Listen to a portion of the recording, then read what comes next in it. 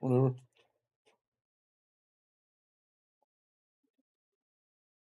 Let's get it. We won't edit. We're not going to let it stop us.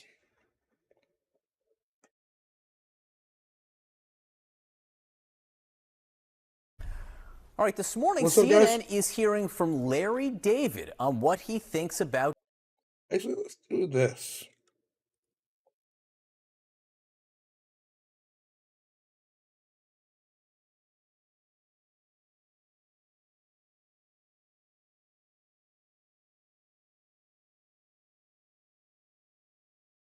What's up, guys? This is going to be the new intro from now on. Hold on a second.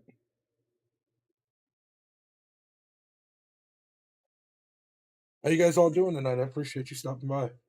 I'm sorry the title and everything doesn't match. It will not let me edit this for nothing. I had a really good thumbnail set up. Let's see if I can edit it on my phone, maybe.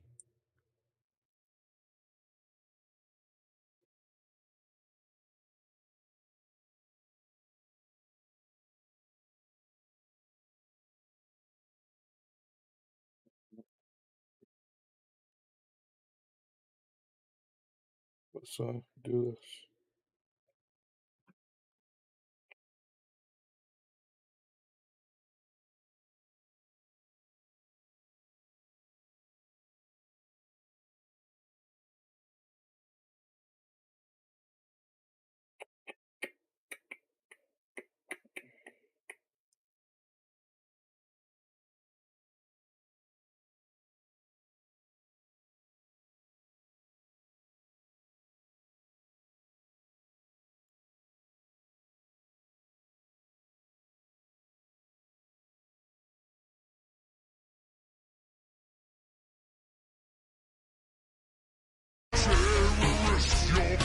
Let's see.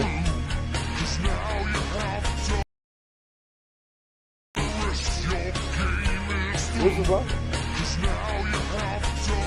Oh, you guys can hear it.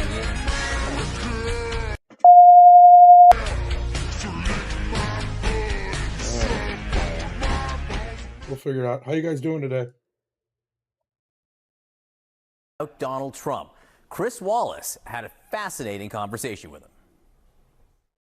You can't go a day without thinking about what he's done. What did he do? Because come on, he's bro. such a I love Larry David, but this dude is a tool. little baby that he's thrown 250 years of democracy out the window We're by not a not democracy. accepting the results of an. I mean, it's so crazy. He's such a sociopath. He's so insane. He just couldn't admit to losing, and we know. Has everybody ever watched Curb Your Enthusiasm? To call somebody insane is a freaking understatement coming from this guy. Ooh. For him to call somebody insane is crazy. He lost. He knows he lost. And look how he's fooled everybody. He's convinced all these people that he didn't lose. What's up, guys? Such a sick man. Come on, bro. He's so sick. Anyway, no, it hasn't impacted me at all. That's the quintessential Larry David right there. That full conversation. What a joke Larry David is for that, bro. I love Curb Your Enthusiasm, but what a freaking joke this dude is. Streams tomorrow on Who's Talking to Chris Wallace. With me now, CNN senior a senior data reporter. Everybody, you want. There's a lot of words they threw in Why there. don't you put chief in there? CNN chief data reporter, I'm going to get in trouble for that, Harry Enton, it's great to see you. Look, what Larry David was talking about there is election denialism, which is very much in the news this week. The RNC now reportedly with a litmus test asking people, did Donald Trump actually lose the election? Talk to us about what the polls are saying about this idea of election denialism. Yeah, you know, if we look on Republicans, right? Republicans on Biden's 2020 win, legitimate. Let's go back to December of 2021. 39% said it was legitimate. 58% said it was illegitimate. These liberals are so unhinged. So cool you're talking to just me. It's all good, bro. How you doing today? How you doing today, Nolo? To December. Hey, I appreciate anybody who stops by here, regardless. How you doing tonight? Of 2023, those opinions have not in any way shifted towards the actual truth. They have actually strayed further into the untruth. Now, 67% of Republicans believe that the 2020 election was illegitimate. Of course, they are on Fantasy Island. Everything that we know from the real data said that election. Talking about Fantasy Island? What? What is this dude talking about? These are the people that think men can be women. Who is on Fantasy Island? Was legitimate, yet Republicans are on this fantasy island.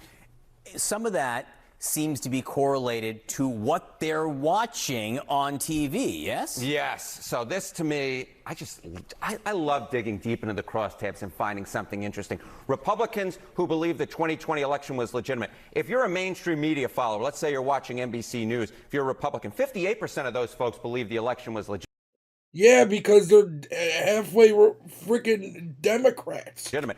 If they're paying attention to mainstream media and believe everything the mainstream media tells them, they're sheeps. But if you're following conservative media, look this. Just 23% believe the election was legitimate. We're talking Who cares? Fox News, we're talking. Who cares? You people think that men can be women. You think it's all right for all these freaking weirdos to be in kids' schools and shit, bro. Get out of here. OANN, we're talking Newsmax. Very few of those voters believe that Republicans believe the election was legitimate. Far more Republicans who follow the mainstream media actually believe the truth. My statistics professor, no doubt, is yelling at the screen right now. I said it was a correlation. We don't know whether it's correlation or causation. This dude just proved that it's liberal media versus conservative media. He said mainstream media versus conservative. Mainstream means liberal, conservative means conservative. Pay attention. But it's there. It's there. It's there. Now, what about this idea of a litmus test? The RNC apparently asking people who want to work for them what they think about the election. What about the idea of it as a litmus test? Yeah, among all Republicans, they don't like the idea of a litmus test, right? Most Republicans believe that there should not, in fact, be a litmus test.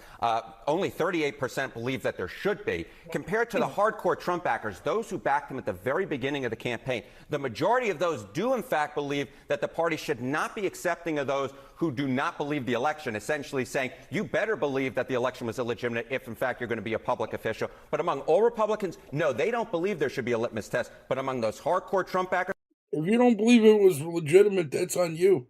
they absolutely believe that there should be. This is who's running the RNC That's right now. exactly right. Talk Who to me cares? about voters as a whole, because we've. Why do you guys care? Why do you guys care? This has nothing to do with you. The CNN is all Democrat liberals. Why don't you guys just talk about that? Talk about that instead of talking about the things that you hate. We've only been talking about Republicans up until now. Yeah, all adults on Biden. Most Americans believe that Biden's win was legitimate. Stuck in all this conversation about just focusing on Republicans. Who cares? Most Americans believe that the 2020 Who election cares, was bro? legitimate. What does it 36%, still a matter? very large portion, believe it's illegitimate, but that's focused mostly among Listen to these educated dummies, bro. Who cares? Republicans. You're looking among independents, you're looking among Democrats, you're looking overall. Most of those folks, in fact, do believe the election was legitimate, which, of course, it was, John. Harry Atton, thank you very Thank much you, for my that. That was terrific. No, that wasn't terrific. That was terrible. I can't stand CNN. That's why I watch them, just to show how idiotic they are. Why would I use? I gotta mute this. Hold on 1 second. Okay. Oh man, this is crazy. What's up, everybody? How you guys all doing today? I appreciate you stopping by. I'm sorry, we're not talking about what the title says. That was yesterday. For some reason, it will not let me edit my stream title or my thumbnail. I have no idea why.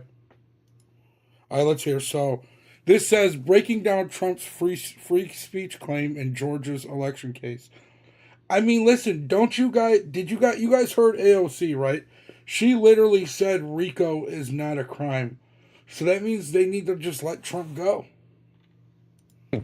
Case heard arguments today over whether former President Trump's claims about the election were protected by his First Amendment rights. Yes. Trump's lawyers argued that they are, and that the indictment They should be are. dismissed. The judge did not issue a ruling on this issue today, though. Trina Kaufman joins us now from New York. Trina, David, you watched these I hearings, you appreciate you, watched bro. the How you arguments. doing What did tonight? Trump's lawyers and the prosecution Bro, I'm sorry. So that Jesse video, it almost got 100,000 views right now. I'm going to leave it up till it hits 100,000 and then take it down. But I got to take it down in order to monetize my channel. But I'm going to make another channel for those videos just to put those on. just to put all my like compilations that I messed around and made. I'm just gonna put them on like one separate channel. Each say before the judge. Hi, Scott. So, as you were saying, Trump's lawyers were arguing that this entire indictment should be thrown out because every single charge that Fani Willis has leveraged against him actually implicates core political speech and expressive conduct. It really and they say does. that means it's protected by the First Amendment. In Right. fact, they said if you take out the political speech, there are no criminal charges left here. Now, the DA pointed to D.C., where in the election interference case there, the judge, Tanya Chutkan, already assessed this issue of the First Amendment. And she actually said that the First Amendment, it doesn't protect speech that's in furtherance of criminal activity. And the DA argued that Trump's behavior falls in line with that. What a shift to somebody else who's I mean, what, it's like these liberals and these Democrats and stuff. They tell you that they want everybody to have the same rule of law, but then when it comes to Trump, they want him to be held to the highest of highest, and you can't do one thing wrong. He did nothing wrong with this. This whole Georgia election case, it is ridiculous. This is corruption. This is literally corruption right now. relevant in this Georgia case. The former Trump legal advisor, John Eastman. The judge elsewhere recommended that John Eastman be disbarred over his conduct in 2020. What was the judge's reasoning there? Now, the judge said that John Eastman committed serious ethics violations and maybe even violated criminal law when he advanced Trump's theory that the 2020 election was stolen. She said that he made false factual representations about voter fraud, about the fake elector scheme, and that he also pushed this theory that Mike Pence could stop the electoral votes from being counted. It's not a theory. Another thing she pointed to was his lack of He literally could have. remorse about his behavior, that he seemed to not think that he had done anything wrong. I'm hoping so, David. You know, I'm a wait and see kind of person. Yeah, what's up, RJ? How you doing, bro? In this situation. And so she recommended disbarment and a $10,000 fine for him. His law license is going to be inactive. He does, in fact, plan to appeal, though. Let's talk a little bit more about 2020. You've been reporting that RNC job applicants and some of the potential Trump jurors are getting asked the same question for their thoughts about the outcome, the validity. What's wrong with that? What's wrong with that? There's nothing wrong with that. You could ask people whatever you want. The 2020 These unhinged liberals, they think that they can just say whatever they want, but nobody can ask any questions that they want. It's ridiculous. election. Tell us more about that. Yeah, so this is interesting. This question about whether or not the 2020 election was stolen is coming up in two very different contexts. At the RNC, they're interviewing candidates after firing over 60 people. And during these interviews, they're asking them their beliefs about whether or not the election was stolen, seemingly as a litmus test to see if they're loyal to former President Donald Trump. Now, this is also a question that I've been hearing in the courtrooms. It's being asked to jurors. Good. All them people are just loyal to the government. These people are loyal to the Democratic Party. They're not even loyal. They're slaves. It's ridiculous. To see whether or not they can be fair and impartial during these trials.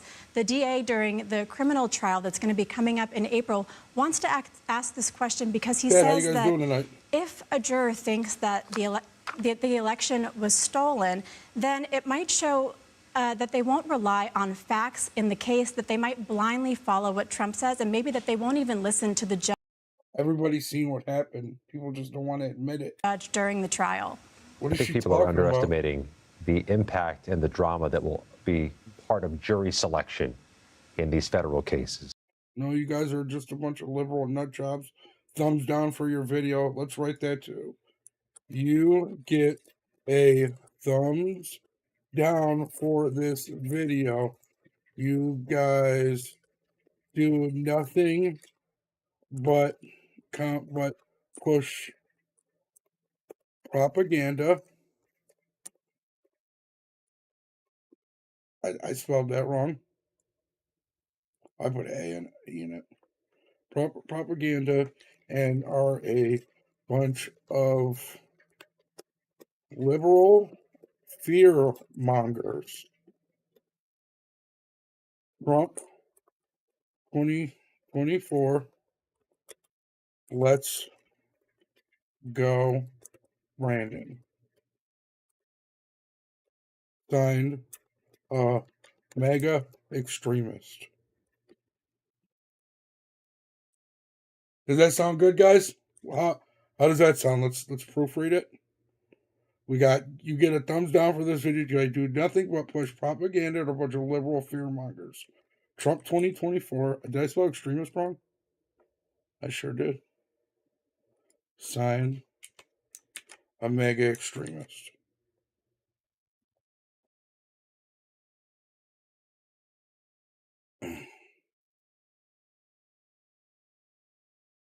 Something is wrong with the judge for entertaining this nonsense. Truck you. This is literally the meaning of the RICO law. Trump's next book will be titled The Art of Appeal.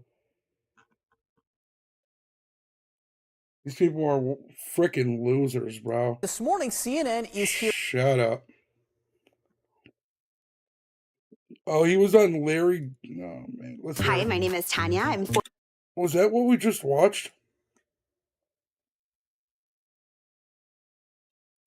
Over or What under should have been $500 said million. to your father, Yes. okay? None of your business. How about that? Larry David wasn't afraid to clap back when Chris Wallace. You know what's crazy? I love Larry David. Trump is smarter than the entire Democratic population. You are watching a sting operation in real time. David, I am telling you this right now. Listen, I will gladly trade every single Democrat in our country for Vladimir Putin to just be a citizen here. I just want him to be a rich billionaire in the United States and have loyalty to the United States like he does for Russia. Bro, I will take Vladimir Putin as a civilian here any day of the week over every single one of these liberals. These Democrats are sick. Asked the Shit, they could take the rhinos too for all I care. Curb Your Enthusiasm star about his net worth. During an interview for his new Max series, who's All right, we're not watching this. I have a feeling the Hollywood Reporter is going to give me copyright strike, so we'll get that out of here. Oh, we got KJP. Let's see her. Does the president have dementia? That is an incredibly offensive question to ask. I How love does this. Mr. Biden win votes when people don't have as much disposable income? All the important groceries, This those is costs so have funny. gone down because of what this president has been able to do. And with that, thank you so much, Mark. Have an amazing, amazing day. Dude, she was Wow! so mad. The White House denying Press Secretary Karine Jean-Pierre hung up on my next guest during No. You can't deny that. She hung up. It's fine. Just you hung up. Don't deny that. You said, I got to go. Bye. an interview. His name is Mark Garrison. He is a radio host and the news He's- director he's never at been in WBT program. Charlotte. Yeah, oh, Mark, how did this interview I thoroughly believe that. I thoroughly 100% believe that, bro. Our government is our own enemy. come about? What's up, everybody in the chat? How you guys doing? I appreciate you stopping by. Please make sure to hit the like if you haven't yet. It really does help out a lot. Well, simply, I got a call from the White House and said that she had an availability on Tuesday morning, would like to talk about the president's visit here in North Carolina, and would I be interested in talking to her? And I said, sure. Do you That's think, how it happened. Do you think anybody at the White House has ever listened to your show or your station? You know, that's a really good question. I mean, at night you can pick us up all the way from Canada to Cuba, as we like to say. But, yeah, my best guess is probably not. The White House Deputy Press Secretary says that this is a manufactured controversy, that she often has back-to-back interviews, and this is how she ends other interviews. I don't know if that measures up, but from your perspective. Oh, David, I could show you my Facebook on my actual page. Right now I'm banned for 30 days. I don't think I get to go back to like August 9th or 10th or something like that. I literally deleted my Facebook app for 30 days because it's like no point in going on it. I can't comment on anything. I can't like anything. I don't want to just sit there and lurk on it. So I just said forget about it and deleted it. But dude, I'm like literally shadow banned right now on Facebook. I have a list from like 2018 on of just getting 30 days, 30 days, 30 days, Do 30 you days. think she hung up on you after you asked about the dementia question? Oh, there's no question in my mind she hung up. I mean, look, I've done lots of these kinds of interviews before where people are on a tight schedule, and when you begin to run out of time, they simply say, oh, look, I'm sorry, I've got to go. I hope you have a nice day, and usually there's a quick goodbye, thank you very much. There was none of that. It was like, have a wonderful day, click. Okay, 86% of people. I'm getting a gas chambered, I guess. They're slow. Or I'm getting fed with what is it? Human growth hormone, HG. I'm getting fed HGH through Facebook. They're slowly killing me, slowly but surely. I get shadow banned so often, and especially with the election coming up, man, I'm probably going to get it like crazy this year. People in the ABC poll that we just had about 4 weeks ago said that they think the president is too old to run for re-election. And then it's around 65% of people say that they think he doesn't have the mental acuity in order to be president again. He doesn't. So I don't think the question is out of bounds. Are you surprised that they don't have a better answer? Oh, I really am. I mean, they know the answer, that's why. What surprised me was that she said she was so offended by the question. To me, and of course, you were in the White House, and you understand what it's like to have talking points. Dude, if they check our messages, boy, I'm gone.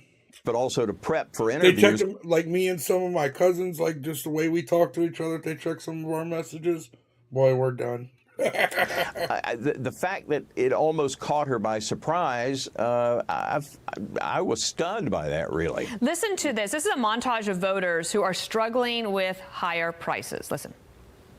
It's hard. It's very hard, especially for people that don't have that extra income. You like, are you going to eat this week, or are you going to save money to pay rent? $200 easily, and it's seriously, not every even 4 years. That's not even 2 weeks of groceries. Every 4 years, they want us to be robots and vote blue. And vote for the Democratic Party. So it's just not a stretch to say that people are worried about food prices. She tried to answer that a little bit. My final question to you is, the reason Biden had his press secretary doing media in North Carolina is because they think it's a swing state. They want to try to win it. Yes. And you tell me, what are the chances right now of Biden winning North Carolina in the re-election effort in 2024? Not happening. Well, the latest polling here shows Trump running about 2% ahead. There is another poll that gives. There is no shot that people are still this delusional in this country that he's only ahead 2%. There's no shot, bro. There is no shot. I don't care who it is. I have friends that vote Democrat, blah, blah, blah. A majority of them aren't voting it anymore. Wow, dude. How is he only ahead 2%? And what they say, South Carolina? How is he ahead only 2% in South Carolina? That doesn't even make any sense. You know, about a third of the voters here in North Carolina are independents or unaffiliated. So they're the swing votes. And at this point, I think Trump can pull it out, although it's interesting. 4 years ago, he only beat Biden by 2 percentage points. So it'll be close again. But I think he certainly can pull it out. Mark Garrison, thanks for being on the show today. We'll have a nice send-off. Goodbye. I'm Steve Doocy. I'm Brian Kilmeade. That is shocking to me, bro. What's this? Portnoy oh, yeah. That's pretty cool. Alex Stein goes at Dave Portnoy a lot. It's really, really funny. That Larry David stuff was... Oh, man. I can't believe that.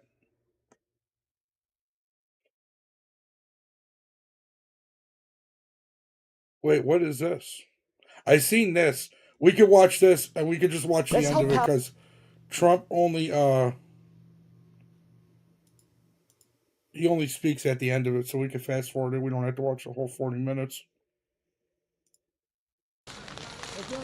So, all right. So, did you guys see this? Right? Did you guys see that Trump went to the this officer that got killed went to the service, right? Which is cool, you know. Biden went to a party, I think, or like a benefit or something. All right, so here, we can just go from right here. So that's cool. We don't have to watch 35 minutes of this.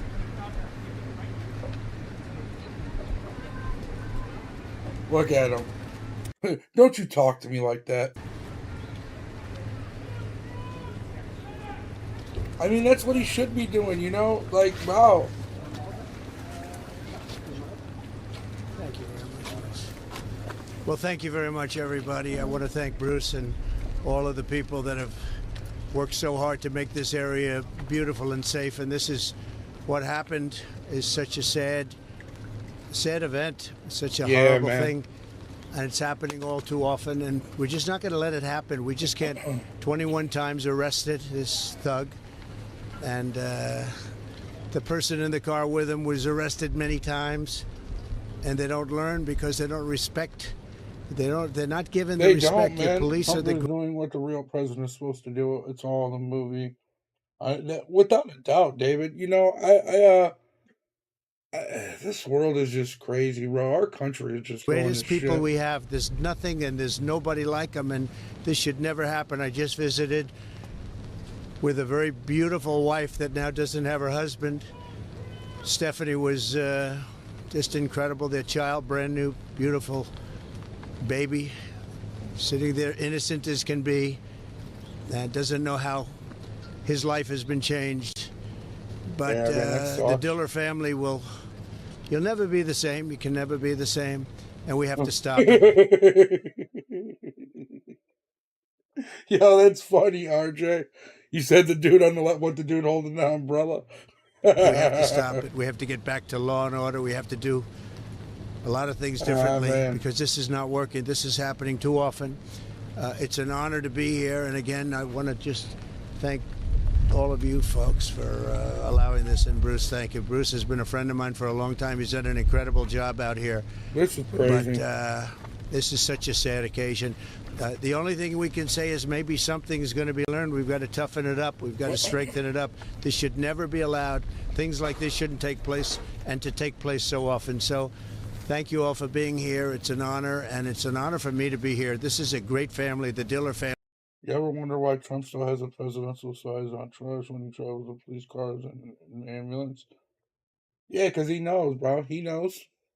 He knows. He has to now.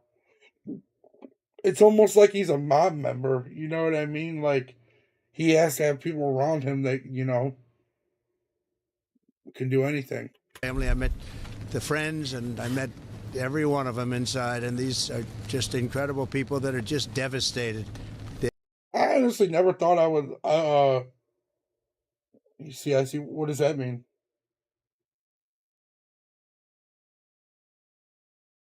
They're devastated. They've got a tough road. It's going to be a very tough road.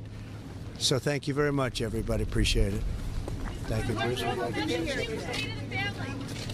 you very much.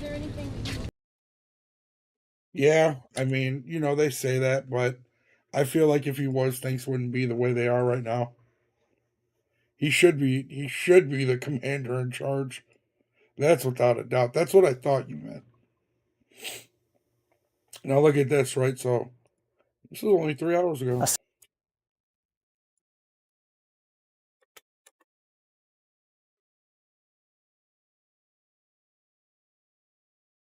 Yeah, bro. It's so bad. On defense again on Monday, the U.S. Bro, this is feeling like Obama's third term right now, for real. U.S. abstained in a vote from a UN Security Council resolution calling for an immediate ceasefire between Israel and the Hamas terrorists. Yeah, they didn't vote no, they didn't veto, they abstained, which is fancy for I'll just hold my cards. That resolution passed despite not calling for the release of any of the. Well, so let me So let me ask you guys a question. How do you guys feel about this war with Israel and Palestine right now? What are your guys' honest opinions about it? Well, I'll get back to this video in a second. Let me know your guys' honest opinions. Because me personally, Jesse Lee Peterson said we need a great white house. We do need him, RJ. We 1000% need him. So here's my feelings about it, right? I don't think we should be funding it at all. I don't think we should be getting involved in it at all. That's not to say that we don't have their back in the sense where if they get attacked like on a larger level, we can help them. But we should not be funding them to attack them, and vice versa. You know, I feel like if Israel or Palestine has hostages, they need to release those hostages, and everybody just needs to cease fire and let everybody be bygones. You know what I mean? Let bygones be bygones. Let people be people. You go do your thing over there. We'll do our thing over here. You guys live your life. We'll live our life. We won't mess with you. You don't mess with us. What's wrong with that? You know what I mean? That's what peace is. That's what real peace in the world is.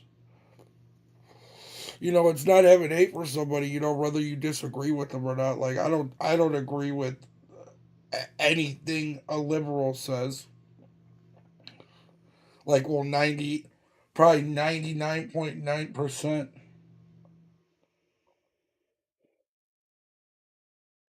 Yeah.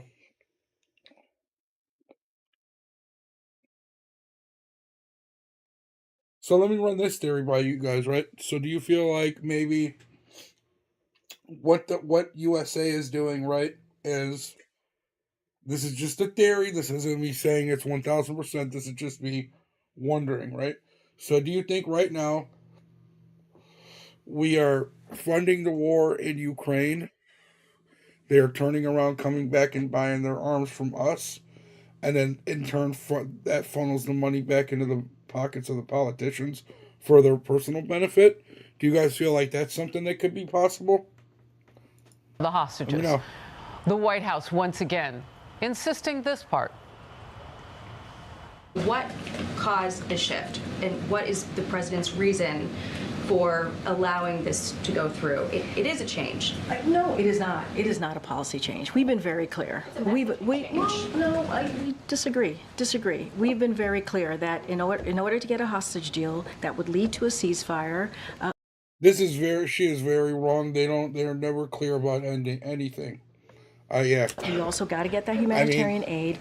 It's 1,000% a possibility, David, without a doubt, bro. We believe it is all connected in that way. And so that... And vice versa with Israel, you know what I mean? Is where we stood. Prime Minister Benjamin Netanyahu canceled an Israeli delegation trip to Washington, D.C. because we voted, remember, I'll just hold my card style by abstaining, but is now reversing course. The two sides, the U.S. and Israel, are working now on a date for those meetings. They're going to try to revive that. And as we watch tensions rise between Israel and the Biden administration, a new Fox poll shows Trump with a double-digit lead over Biden when it comes to handling foreign policy. So this hour... I firmly believe that. And isn't it funny how the government doesn't allow you to have a monopoly? You know what I mean? Like, McDonald's can't just outright buy Burger King and own it all. And you know what I mean? And say McDonald's said, okay, I want to buy Arby's, Burger King, and Wendy's, right? Because I'm pretty sure those are like the 4 basic fast food ones, right? I'm going to buy them all, but I'm not going to change them. I'm just going to keep them all the same, you know, and let them compete with each other. And it's not really competition. It's more so, hey, you come to my store here, or you come to my store here. Regardless, you're coming to my store. That's literally what they do, and they tell us it's illegal to do that. It's crazy to me. Or a double-digit... The whole government is rigged. It's a scam. It is all... Taxation is nothing but theft. These people take our money and do nothing with it. Literally, we are trillions of dollars in debt. Why are we still paying taxes? I'm not here to bail the government out. What is going on? Lead on immigration for Trump over Biden. Just because they don't know how to properly spend the money and they just want to funnel it in their own pockets. I firmly believe these politicians should just like... If you're a Democrat, I feel like you need to live in the most ghettoest neighborhoods available. Right? Because that's what you support. That's what you want. You want to keep that going and keep people down and keep people entrenched in that instead of having a mindset of getting better and embracing themselves out of it. Right? So if you're a Democrat, you should have to live in the neighborhoods that you promote. I'm sorry. Biden, a double-digit lead on Trump over Biden on foreign policy. Just keep Yeah, you also know Zelensky is a Jewish man. David, did you know that one? He is a Jewish man. He's not even Ukrainian. He is Jewish. Score here. Here's a look at the That's president's crazy. comments since Hamas's October 7th That's massacre crazy to me. of Israelis. And it raises questions over where he stands now when it comes to our greatest ally in the Middle East. My administration's support for Israel's security is rock solid and unwavering. I come to Israel with a single message. As long as the United States stands, and we will stand forever, we'll not let you ever be alone. I have no notion that Palestinians are telling the truth. That doesn't mean you fund a war for them to go after them. I mean, I understand, the hostages and everything. Most of the evils are fake. Yeah, it's true. And Zelensky was funded by Igor Kolomoisky, who owned the TV network. Same name as the blue. That's crazy, bro. It's crazy. Do you guys know how much of the gaming industry is owned by BlackRock and stuff like that? It is sad, bro. Like, I know you guys don't know this, but I play video. I have another channel that I play video games on, right? And we play Call of Duty Warzone like 90% of the time, right? And I didn't realize how bad it was until when the whole George Floyd shit happened. Every time you would have to log into Warzone, you would have to read a Black Lives Matter list, and you have to accept it. You know what I mean?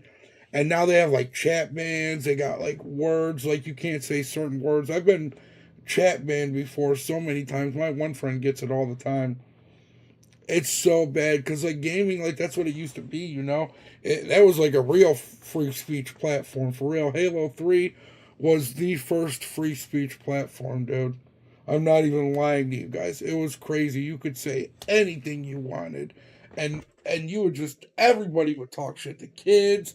Everyone, you could kill some kid and he'll write you a message cussing you out, you know what I mean? And it's like, it's crazy. Like, now they're like monitoring games and how people talk in them and stuff, dude. It's so weird. And like, sometimes people don't even have to report you. The game will just do it to you if you say it. It's about how many people are killed. I'm sure innocents have been killed, and it's the price of waging a war. I'm of the view, as you know, that it's true. All controlled by the conduct. I didn't know how much equity BlackRock had in the Activision of the response. You don't even know what to say. In the Gaza Strip, has been over the top. The major military operation Rafah should not proceed without a credible plan for ensuring the safety and support of more than 1 million people sheltering there. They need to be protected. I told them, baby, somebody did this. I said, baby, you know I should come to Jesus. Sir, just... You need to go to a nursing home. Hold on, let me mute this.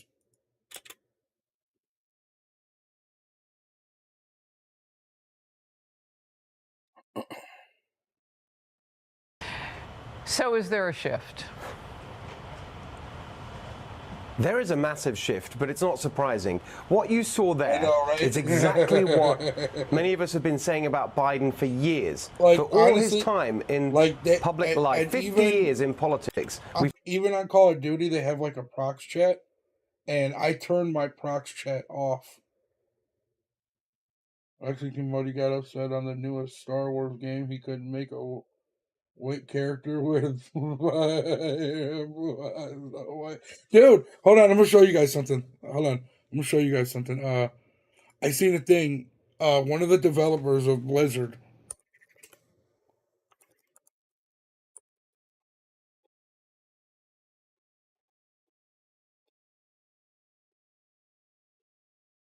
right here.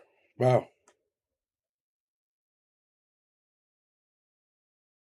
Hold on, let me find it. I'd rather find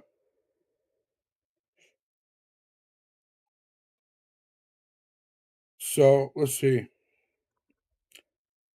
Let me find this, dude. This is freaking hilarious. I wonder if we can watch. Oh, no, wait. No. See, this was.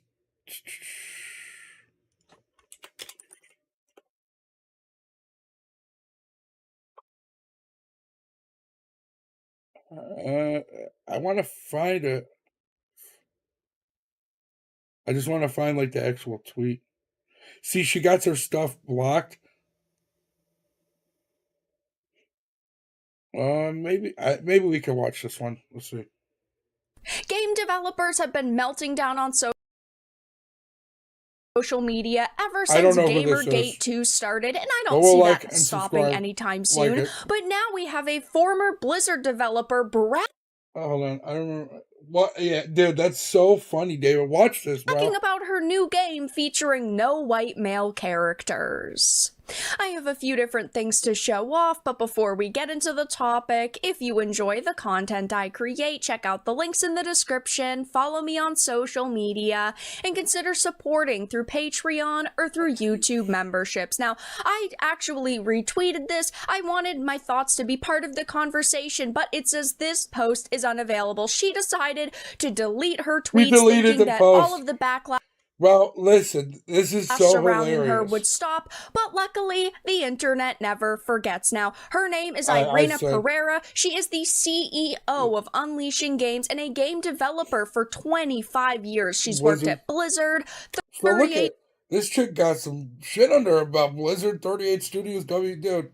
This is sad that people think like Studios, this. Warner Brothers, and Scopely. So she definitely knows the state of the industry. She definitely can see all of the backlash surrounding developers right now, especially ones who are very focused on DEI. But she is the CEO of Unleashed Games. I've never heard of them before this. Now I know their existence. But their description is making games that bring people together, which is really pathetic. Interesting, given that its CEO has been bragging about her racism. Now, yes, she did delete the tweets, but the internet doesn't forget. Savvy artists repost. Wow, right here. Look at this, right?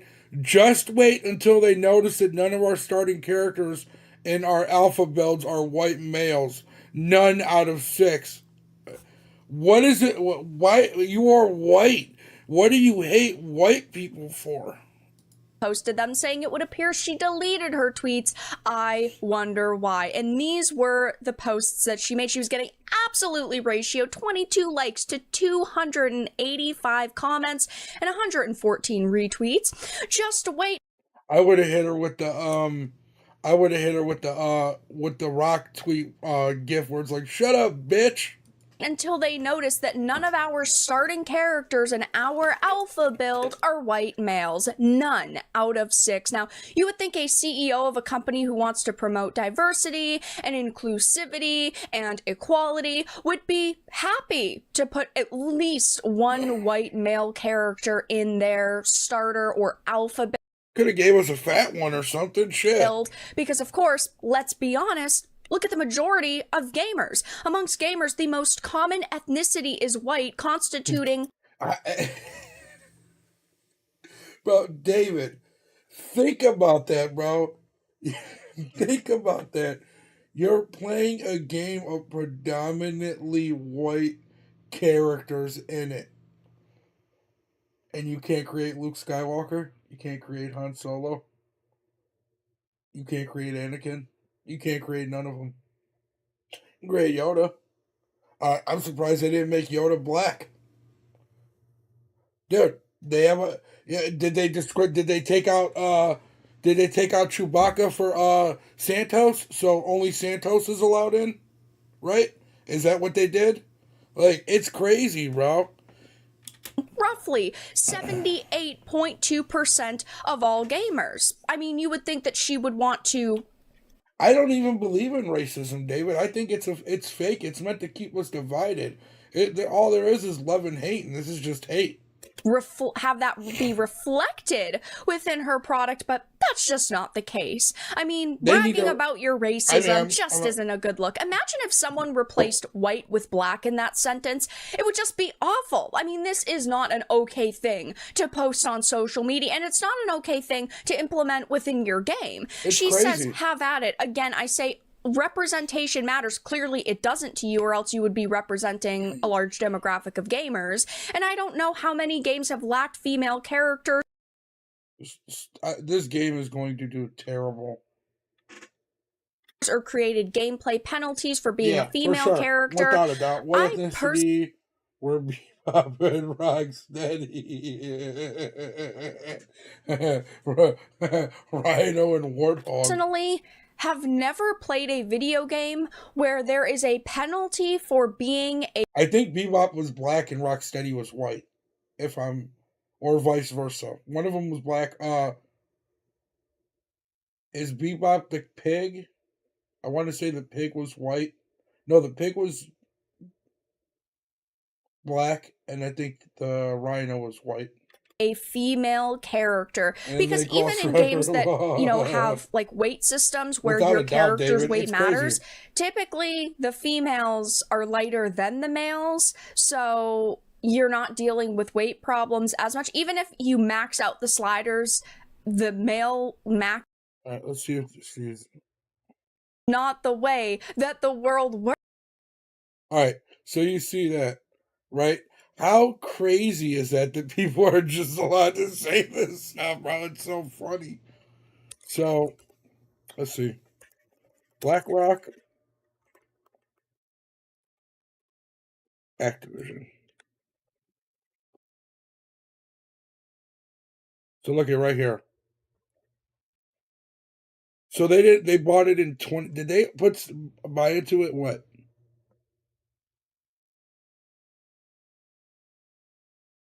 Look at how many shares they own. 56 million shares of Activision. Like they used to own 65. What?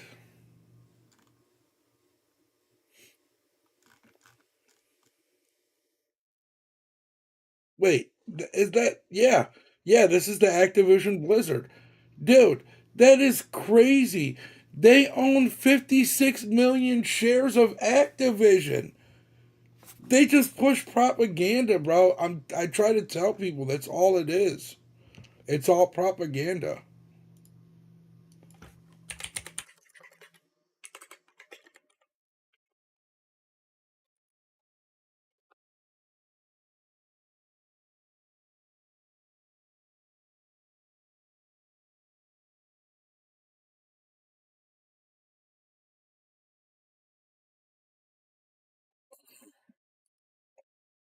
Why are you not in? You look at, they're getting in trouble. They're getting accused of misleading customers about investments.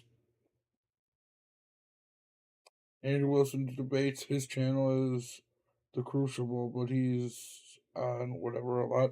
No, I haven't. I'll have to check him out for sure. Attorney General just launched a lawsuit into BlackRock. He says the company misled consumers about exactly how much its woke ESG policies affect their investments. The Tennessee Attorney General Jonathan Skrmetti. Yeah, I would too, bro. This shit's killing you. Joins me now. Mr. Attorney General, thank you for being here. How did BlackRock specifically, how did they mislead investors? Well, it's great to be back on the show. Thanks for having me. BlackRock said two different things. It kept focusing on its fiduciary responsibilities and how it was trying to maximize returns. At the exact same time, it was talking about its environmental commitments and how it was going to use its control of the assets it managed to further greenhouse gas reduction goals. So how much do you think that cost? And by the way, who is the victim here? Is this the taxpayers of Tennessee? You're talking about government pension programs from Tennessee, et cetera? Yeah, doesn't this guy, is he wearing glasses? I can't tell. Look, it looks like the line right there is a glass line and a glass line. but it doesn't look like he's wearing glasses. That's so weird. Yeah, the victim is anybody who is trying to make informed decisions about investing. This is a consumer protection case, so it's about the representations the company was making. Are there other attorneys general that are doing the same thing? I think you see a lot of AGs looking at these issues. We have a particularly meaty consumer protection law here. So I think you'll see different states respond differently depending on what legal tools they have available. Now, I have talked to a couple of attorneys general who were actually trying to get BlackRock or other financial companies to disassociate any kind of government agency or government pension with those financial institutions. Are you looking to do something like that, or are you just looking for a monetary reward here? What we're really looking for is transparency and clarity. BlackRock needs to make it clear to investors whether it is pursuing these environmental goals when it decides how to manage assets, or if it's just trying to maximize returns. So the ultimate goal here is to make sure that consumers know what they're getting when they buy these products. By the way, the answer is I don't think they know. I don't think these companies have figured it out. I think they're getting so much. I think they're just doing what they're told. Pushback that they're pulling back a little bit. Final word, do you agree? I think so. I mean, this is a complicated issue, but the law. That's crazy, bro. Look, here's a little video about it. There's a good chance you've never heard of BlackRock. Founded in only 1988, in less than 30 years, this American financial firm would grow to become the company that owns the world, managing assets worth $6.3 trillion. These are assets that belong to their clients, mainly the pension funds of ordinary people, teachers, police officers, nurses, and many more. And that's just the beginning. BlackRock has also developed a software platform called Aladdin to perform risk analysis for its clients. It receives sensitive data from banks, insurance companies, and other important institutions. Through Aladdin, BlackRock has insights about the management of financial assets worth another $20 trillion. BlackRock also has shares and voting rights in many of the biggest European companies, in sectors such as energy, oil and gas, transportation, food, and of course, finance. The company holds public debt in the form of bonds and has real estate interests. And still, there's more. Our Rock, you see, wears many hats. Aside from being an investor, it is also an auditor and an advisor. Governments and central banks invite a BlackRock subsidiary called BlackRock Solutions to audit them and to provide advice about the management and rescue of banks. Yet at the same time, BlackRock is what do they tell them to do? DEI? Often a major shareholder in these same banks. In other words, the company often sits on both sides of the table.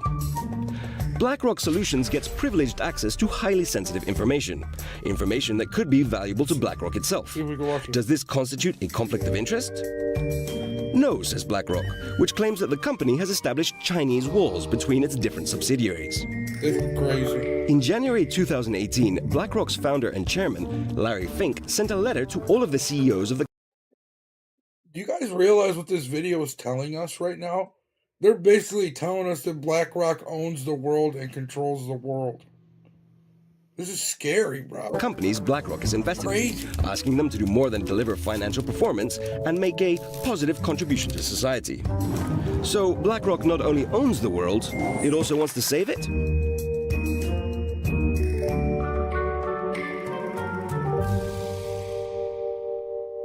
It's crazy to me, bro.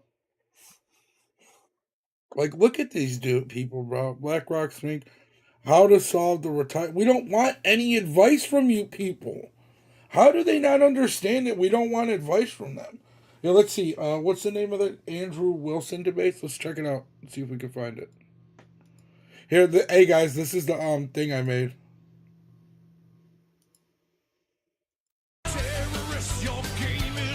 This is the new this is gonna be the opening for the video.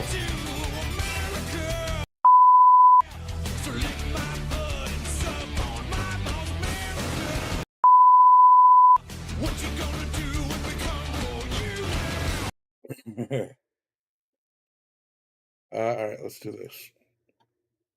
So let's see. Andrew Wilson.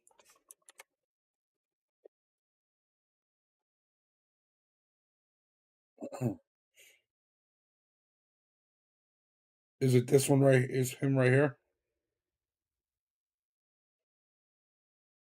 Oh, I've seen him before.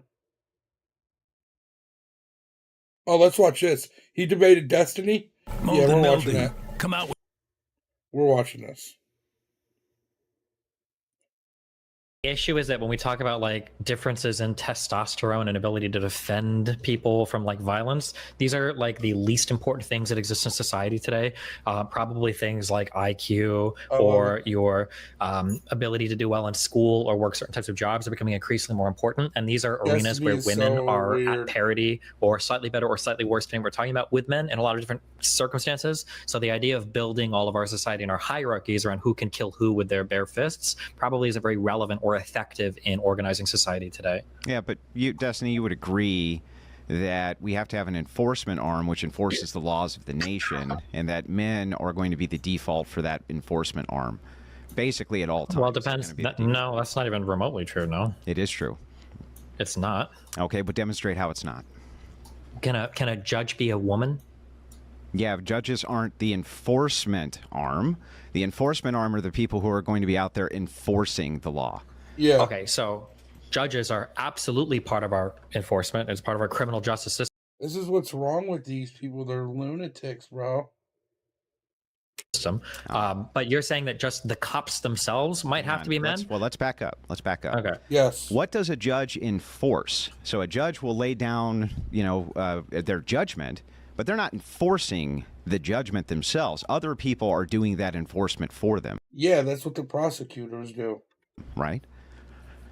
Okay, so if you're saying that at the end of the day, the people that apply physical violence might have to be men, if at the very end of that chain, then we can say that, but I still wouldn't organize an entire society around that. Yeah, but it's going to be a necessity that society is organized around that.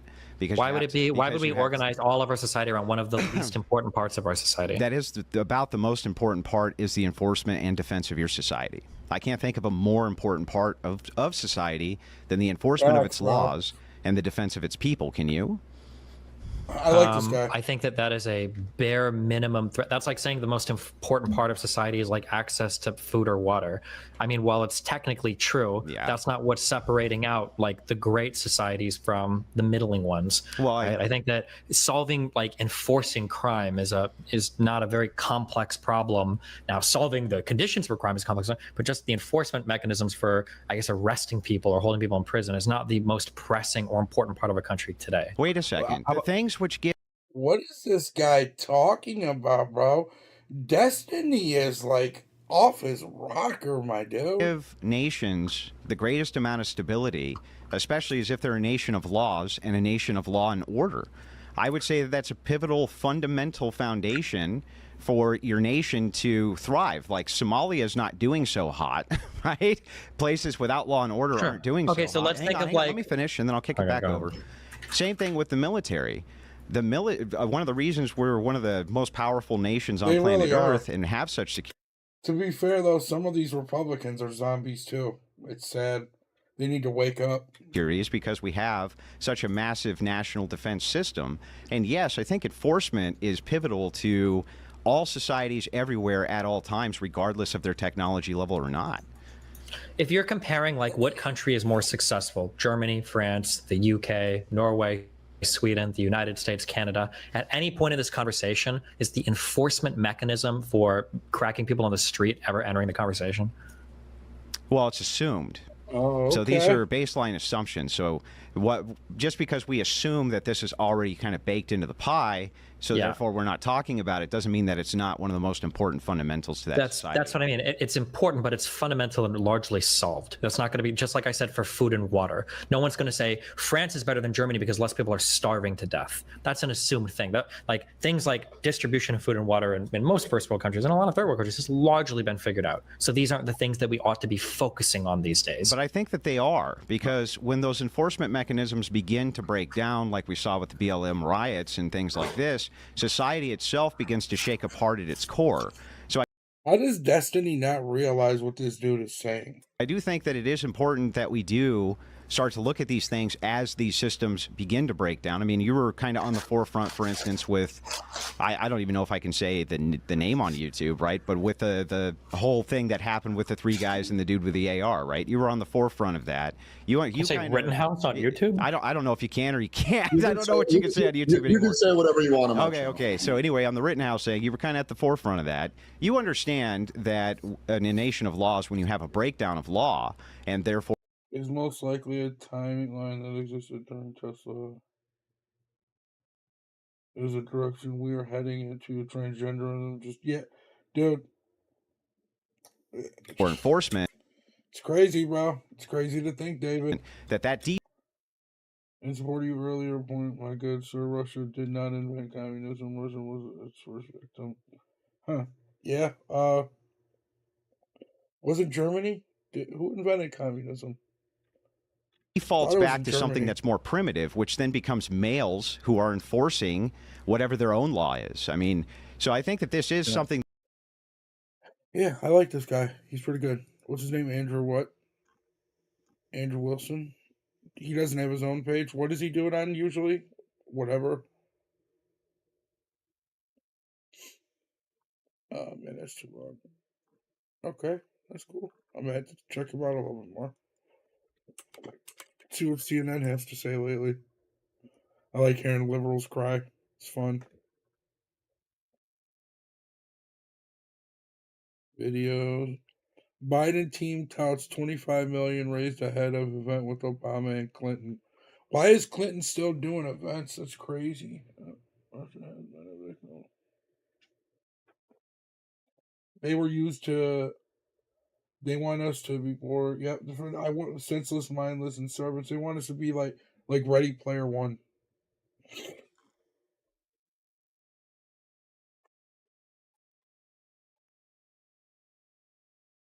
Let's see.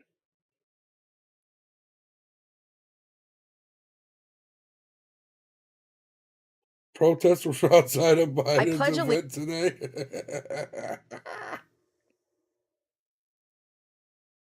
I love it. In for Laura Ingraham, and this is a special edition of the Ingraham Angle from New York City tonight. To the rescue, Barack Obama. The former president is reportedly making near constant calls to the White House. Panic seems to be setting in that Joe Biden is going to lose the election. But it doesn't stop at just phone calls. In minutes, right across the street from where I am right now, Biden will be flanked by not only Barack Obama, but Bill Clinton for a star-studded fundraiser. In fact, let's go live to Radio City Music Hall where Fox's Nate Foy is standing by. See, here's what I'm confused about, right? This is the main thing, Rock Gray as a mug. Here's the one thing that I am very confused about with all these Democrats. And if there's any Democrats in here, can you guys let me know? How are you guys still willing to vote for Joe Biden but be in such support of Palestine? It doesn't make any sense because he's sending so much money over to Israel. I don't get it. If any of you guys are in here, I don't know, maybe you can let me know. With the details. Nate. Will, the energy is rising right now. This fundraiser just 30 minutes away from starting at Radio City Music Hall, where President Joe Biden is there alongside former presidents Barack Obama and Bill Clinton. Tons of money being raised as a result of this fundraiser. The Biden campaign says $25 million.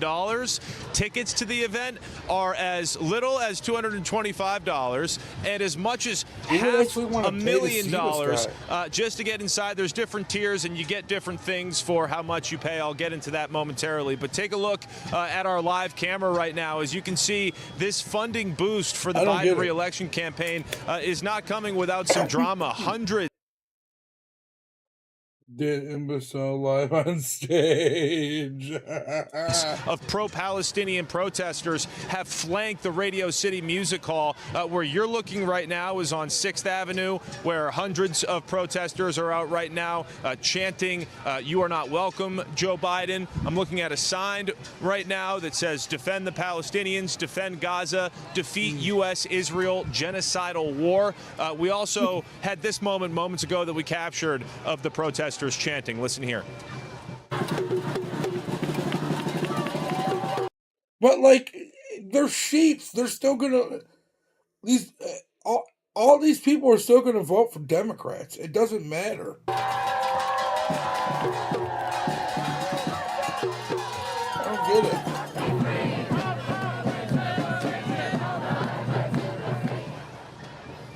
Will, President Joe Biden landed in New York City today with former President Obama. Tonight's fundraiser comes after months of pressure on Biden for his Obama got old, boy. Support of Israel. The main event at tonight's fundraiser will be a conversation between Presidents Biden, Obama, and Clinton, moderated by late-night talk show host Stephen Colbert. A picture with all narcissist, bigoted who. They take a dump on capitalism with smart dumps. Yeah, dude, they're all hypocrites, bro. If we were to on TG, I could Telegram get you a whole bunch. Okay. I have Telegram, I just don't have it on my phone. Or on this phone, I have it on my old phone. And I forgot my password when I went to go log into it on here. All three presidents will cost $100,000, and I mentioned those tiers of entrance, $250,000 and $500,000 tickets. But yeah, RJ, I mean, think about it, bro. You have a majority of Hollywood that votes liberal, right? That doesn't make sense. That means you're against capitalism. Capitalism is using your likeness to get rich. So why don't you use your capital, what you're doing, and donate all of your money and just go live a normal life? You don't have to be a Hollywood weirdo. You can just go live normal. Don't be a hypocrite.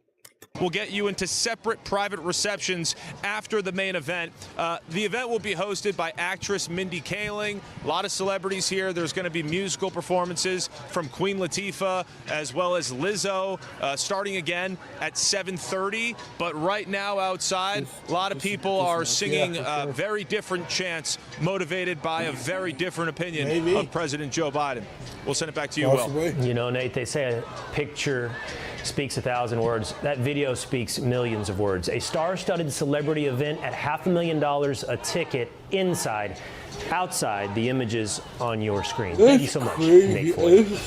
Joining me now is Ari Fleischer, former White House press secretary, and Ben Domenech, editor-at-large of The Spectator. Both are Fox News contributors. So, Ari, what do you make of this? You see what's happening inside this star-studded event, and you see what's taking place outside the Biden, Obama, Clinton fundraiser. Well, the first thing I make of it is get ready, Republicans. You are going to get out-fundraised all year long. The fact of the matter is, Will, the Democrats have become the party of the rich. The Democrats actually defeat Republicans now among those who earn more than $100,000 a year. Those are now Democratic voters. They used to be Republican. Now they're overwhelmingly Democratic voters. And when you look at all the different labor unions, service employee unions, the infrastructure of the Democratic Party, the super PACs, not to mention the event tonight, across the board, the Democrats, because of their rich contributors, are going to outraise Republicans. Republicans are going to have to work real hard, and it's a wake-up shot, a warning to anybody who wants Republicans to win, that they're going to have to contribute, they're going to have to work hard, because the Democrats hold the cards, they've got the advantage. Well, I appreciate that analysis, Ari, and I hope not to be naive of the role of money and donors in politics. But Ben, what we also see on the screen is a problem in the left flank of the Democrat Party. We know that Joe Biden has very little hope of persuading anyone, I would suggest, to the center right of the country. And that leaves independents. And that leaves, I think, this poll. Take a look at this on what is Joe Biden's biggest accomplishment over the first 4 years of his presidency. The number one answer, Ben, nothing. Now, that I think speaks to independents, Ben. I mean, they will try to make an argument that it's the economy, but if how can you say the economy at all? How? It doesn't make sense. Everyone is sitting here going, what has he done? Nothing. That's got to play as big of a role as money and donors. You know, it's a huge problem for them. Ari's right that the Republicans are facing a really daunting task here because they are going to get out fundraised. They are going to see the big money going to the Democrats, and the fact that, you know, Bill Clinton and Barack Obama are linking arms to save Joe and potentially save, you know, Obama's legacy with him, you know, is something of significance. I do think it's kind of desperate for them to be turning to Stephen Colbert and Mindy Kaling. I think that, you know, if they'd gone to Radio City a couple weeks ago when Shane Gillis was selling it out, they would actually hear some good comedy. But I do think that in this instance, it's a sign of how much they are going to pull out all the stops to try to prevent former President Trump from returning to power. And we shouldn't underestimate it. But that progressive flank that you mentioned, that's a real problem for them. And it's one that they're very scared of.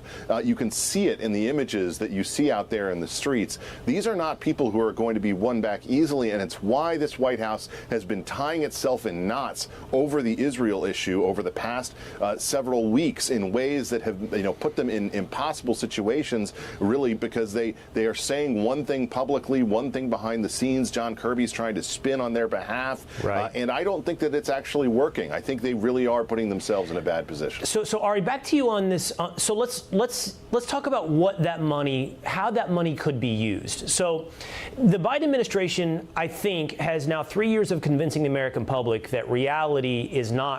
Obama, Clinton, please, just big deal. It's all no, without a doubt, dude. We all know this, though. Yolanta, how you doing today? Reality, that they want to control perception. That's part of the fight against misinformation. But they also need to create an alternative reality, and we hear them talking about the economy. It seems to be landing on deaf ears, by the way. Take a look at this poll as well, asking people if they feel better off than they were 4 years ago. And the overwhelming answer there, again, is no. People do not. But here's the thing. All right, so this was 100,000, or I'm sorry, 1,000 registered voters. But I want to know, here's my thing, right? I want them to start asking nothing but Democrats, right? I want to know what they say, because this could just be all conservatives for the most part. I want them to ask, I'd like to see a poll of like 10,000 Democrats and asking them these questions like, are you better off financially than you were 4 years ago, blah, blah, blah. And just ask them and tell them to be honest. We all know they're not going to be, but better off. In fact, they feel 52% worse off than they did 4 years ago. But that money will be designed to, again, try to control people's minds, try to control perception, Ari. Crazy. Well, it will be used in a $1 billion campaign that Joe Biden is promising, which will dwarf anything that Donald Trump's going to be able to put together, to convince the American people that which they know, that which they feel, that which they measure at their dinner table, rising rents, rising food, all those things that they touch tangibly are wrong. That the economy is actually really good, the economy is getting better, and costs are coming down. They're going to try to fool just enough people to win their votes for Joe Biden to win. You know, that's what any campaign does, political campaign. You spend money to convince the voters that you need to get. And they're going to get a huge boost in that, Will, from the media. You can already see it where the media loves to run up the stories about saying the economy is much better than people think, and that people are better off now than they were 4 years ago. Though. Even though they really do, and they all know it's a damn lie. Listen to what they are saying. They are saying that money not votes control. We all know this, though, man. It's sad.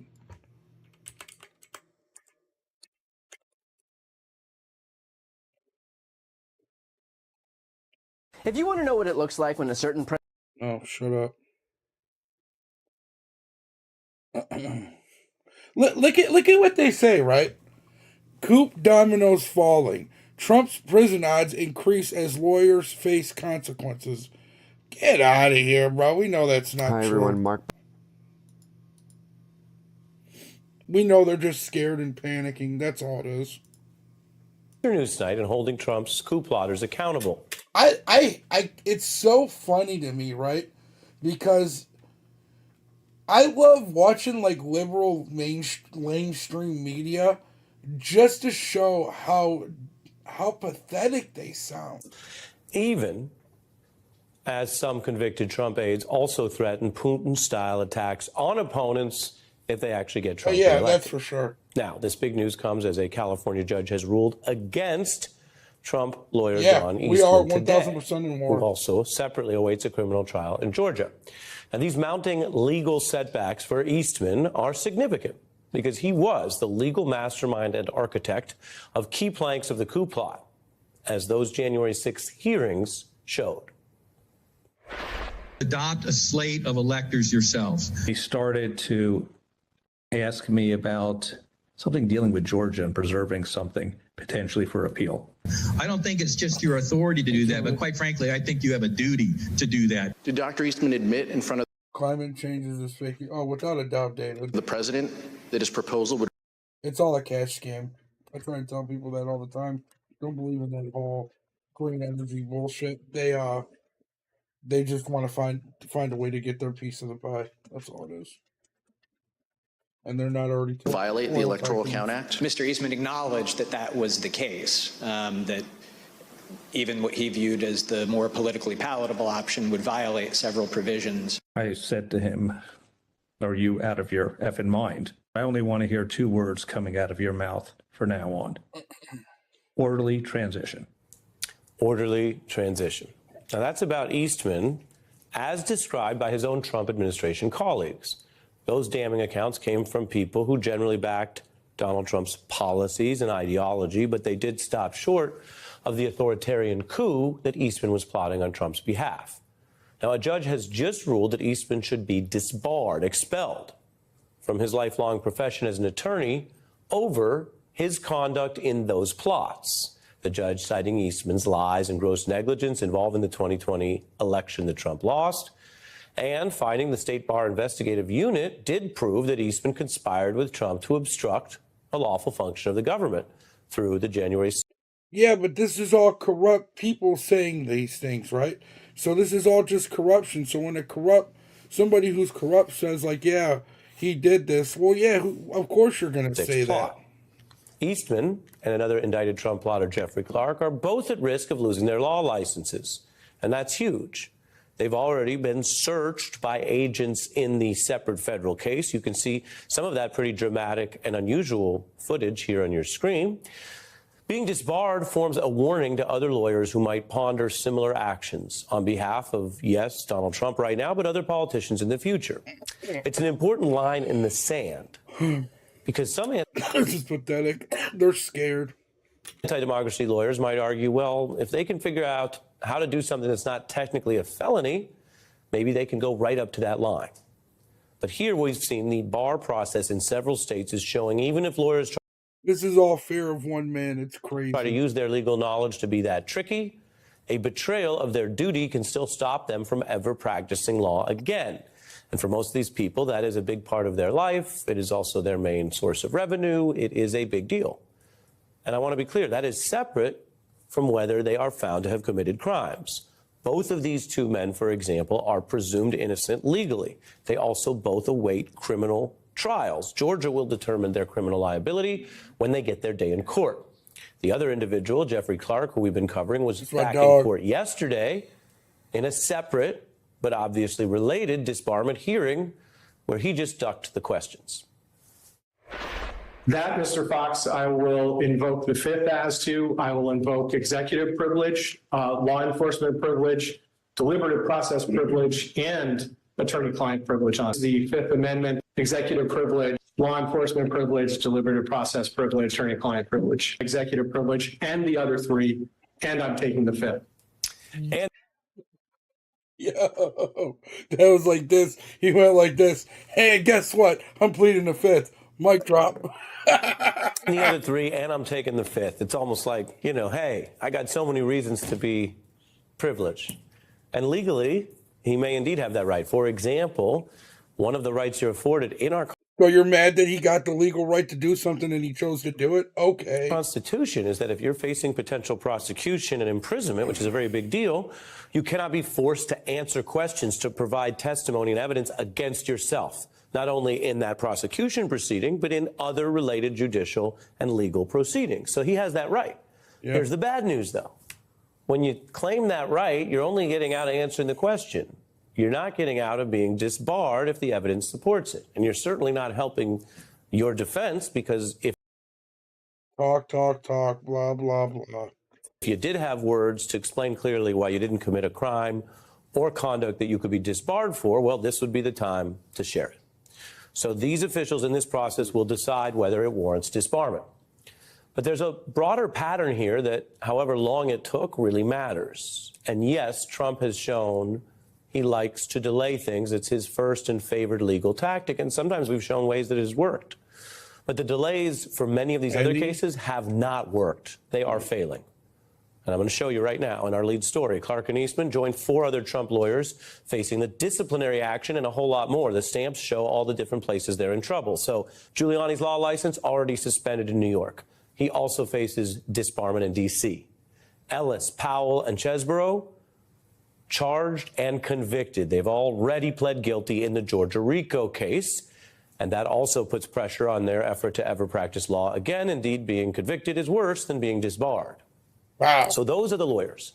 I'm showing that to you, and I'm about to show you something else. But the lawyers matter extra because I can tell you before the lawyers hatched... That's just how it should be in America, innocent till proven guilty. The Jan 6 plot, 10 years ago, January 6th was not a date in American politics or history. It was not something that the news covered a lot. It's not something that people looked at as some extra time to do anything because, of course, by January 6th, everything has been finished. It's been finished at the state level. The courts have reviewed it. There's nothing left to do, which is why, partly why what they tried to do beyond the violence was also I wish I could pick my dog up and show you guys. Unconstitutional. She's so You don't have the vice president come in and reverse the outcome of an entire national election on January 6th. Never happened before, didn't work this time, not supposed to happen in the future. So how did that get so popularized that Donald Trump learned about it and cared about it? Because he ain't no constitutional scholar. How did all those people come that day? All of that stuff started with these lawyers. And there are many people around politics who know about politics, and there are many people around Donald Trump who know about lying. But it took a relatively small number of lawyers to abuse their knowledge, to go beyond zealous advocacy for a client, which is fully protected, and go into something else. So that's the lawyers. They started it. They masterminded it. They made January 6th a thing, at least for MAGA conspiracy theorists. Thank you. I appreciate it. So did they make January 6th a thing, or did the liberal media and these politicians make January 6th a thing? This dude is like, he's lying. But there's a whole lot of other folks, key players in Trump's coup orbit, that are also now facing real accountability. We are running out of room and stamps on the chart, but we're just using the chart accurately, so I'll walk you through some highlights. Peter Navarro is the first Trump White House official to actually report to prison. As we discuss this news tonight, he has now been incarcerated since last week over defying Jan 6 investigators. Steve Bannon was convicted on the same charges. If he does not get a judge to... Sorry, guys, hold on. There is some major news tonight, and hold... Ain't no constitutional scholar. How did all those people come that day? All of that stuff started with these lawyers. And there are many people around politics who know about politics, and there are many people around Donald Trump who know about lying. But it took a relatively small number of lawyers to abuse their knowledge, to go beyond zealous advocacy for a client, which is fully protected, and go into something else. These people are educated dummies. That's all they are. So that's the lawyers. They started it. They masterminded it. They made January 6th a thing, at least for MAGA conspiracy theorists. But there's a whole lot of other folks, key players in Trump's coup orbit, that are also now facing real accountability. We are running out of room and stamps on the chart, but we're just using the chart accurately, so I'll walk you through some highlights. Now do Hunter Biden. Oh, wait, we can't because they're just letting him slide on everything because of who his father is. He's just allowed to have... This is crazy. Peter Navarro is the first Trump White House official to actually report to prison. As we discuss this news tonight, he has now been incarcerated since last week over defying Jan 6 investigators. Steve Bannon was convicted on the same charges. If he does not get a judge to intervene, he will also report to prison like Navarro. There is an unknown and unindicted co-conspirator who Jack Smith represents in the January 6 case, who is facing that level of heat, although so far the name is not public. You see that in the lower right. There was the #1 official during all of this, all the way up and through January 6th in the Trump White House, Mark Meadows. He is a witness in Washington, and he has been indicted for RICO in Georgia. The dominoes falling all around Trump, who himself, we reveal here, faces his... What do you mean, Neil?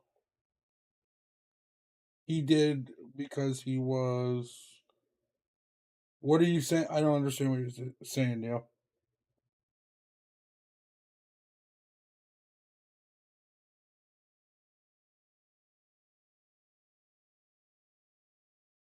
his own criminal trials. Just if you look at the coup, put aside classified documents, put aside the New York business issues or the civil fraud case, just on the coup, he has 2 indictments, and the DOJ case could still go to trial before the election, depending on what the Supreme Court does and other things. Prosecutors want those trials even amidst the packed election year, the argument being that the further to the right these trials go is not because of prosecutors, it's because of Trump and the delay tactics. So you can't simultaneously delay things and drag them out for a year. They just use words to try and like get people's feelings and emotions going. And complain that they're close to the election when you were the defendant who made them close to the election. That at least is the legal argument. I will restate again, Trump, like those other defendants I mentioned, though, in each of those trials, is legally presumed innocent until prosecutors carry the burden, if they can. And that eats these liberals' hearts up so much. They want Trump to go to prison right now so bad. What are you saying, though, Neil? You're just like saying one word front via RICO charges. Who got RICO charges?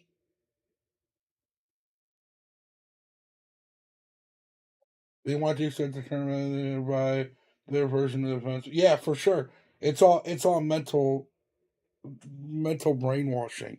So what do you mean by that, Neil? So who got RICO charges? Are you saying Trump? Okay, we've proven defrauders. Wait, I don't understand. No due process, prejudice, and prejudgment. Without a doubt, bro. That's without a doubt. It's crazy. Of proving a defendant guilty. Now, is that it? No. There are other people facing other forms of accountability over these related lies. Mr. Bannon is very publicly telling his viewers that he plans, if he can, to... Oh, okay, so you're saying Trump's and his people are frauds? Is that what you're trying to say? So, I'm glad you're here. Are you a liberal, a Democrat? What do you... Okay, I get it. That's cool. Are you a liberal? Are you a Democrat? Do you vote Democrat no matter what? Do you vote independent? How do you vote? Just out of curiosity, since it is a political channel.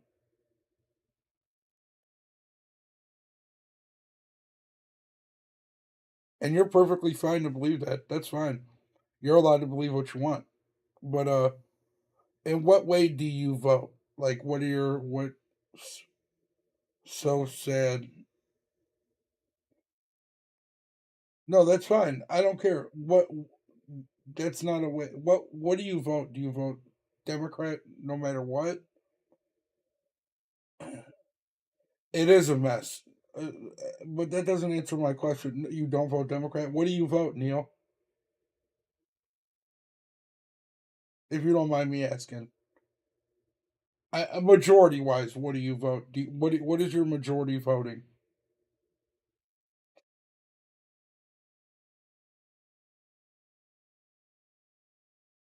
What a mess. We got to get Jesse saying it. What a mess. I got a couple Jesse things on here somewhere. Amazing. Beta baby. That just makes you a beta cuck. I got this one. Beta. Beta beta. I got that. Not really. Does he even return? You never vote? Okay. So, what makes you say that Trump's a fraud or that people going to court right now is a fraud? That's fine. You have the right to do that. You have every right to do that. You're right. I don't vote. I just tell people how to vote. I vote. I started voting in 2008, and then I didn't vote in 2012, and then I voted in 2016 and 20, and I'll vote in 24 this year. So what makes you say that, like, they're frauds? Where do you live at, RJ? Where are you from? That's pretty cool. I didn't know that you weren't American, honestly. I appreciate you stopping by. It's all fraud. But what do you mean by that? Like, do you mean it's fraud against him or it's fraud in favor of him? That's what I'm trying to understand what you're saying. I'm sorry. I'm just not understand your wording completely. So, do you think Trump is innocent? Yes or no?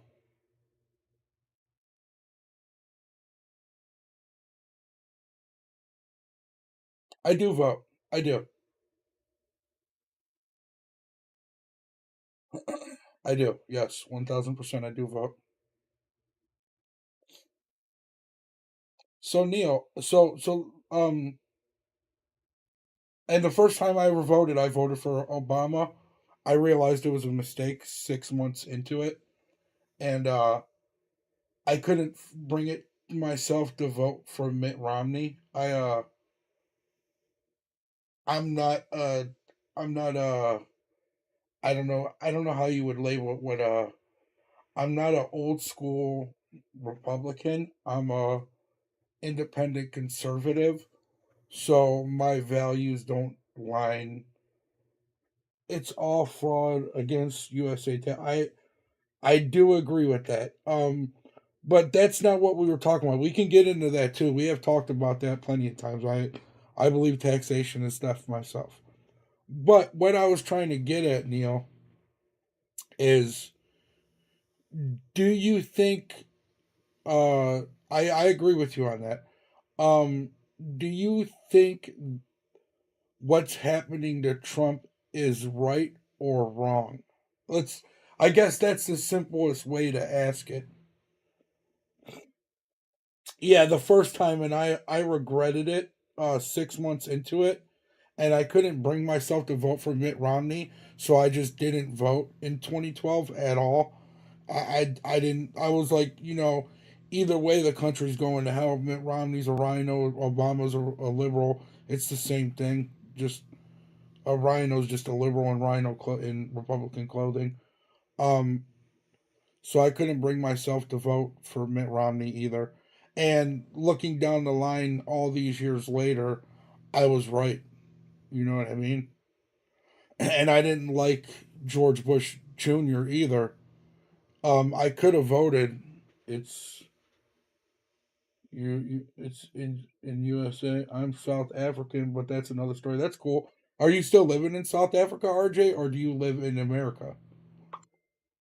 It's us, USA, you must vote. You don't have to vote in the USA. Um, it's not a must. You don't have to if you don't want to. Uh, I I couldn't bring myself to vote for anybody in 2012. Actually, you know what? I might have voted for Big Bird. I'm not gonna lie. I might have went and voted, and I might have wrote in Big Bird. I don't remember exactly, but I remember looking up like the most picked person every year, and it was like Big Bird or something like that. So that might have been who I voted for the first or in 2012. So so you think they're cruel to Trump? So do you answer me this, Neil? Just a simple question.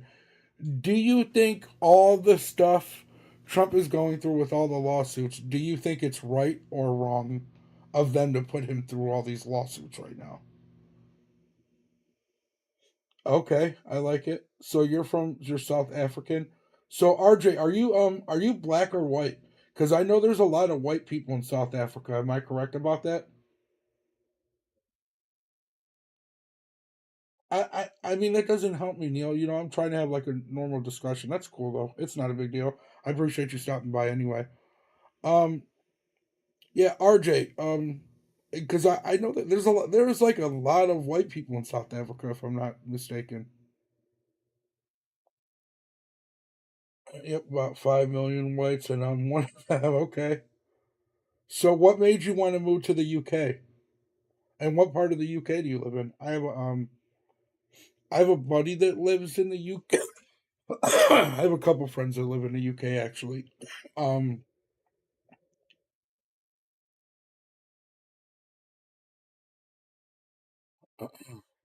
Yeah, hopefully they do jail demonic Democrats. Be a part of a Trump second term where political prosecutions against Democrats are on the table, where a Putin-style I'm gonna get off here in like 5 minutes. Going guys. after opponents not for what they.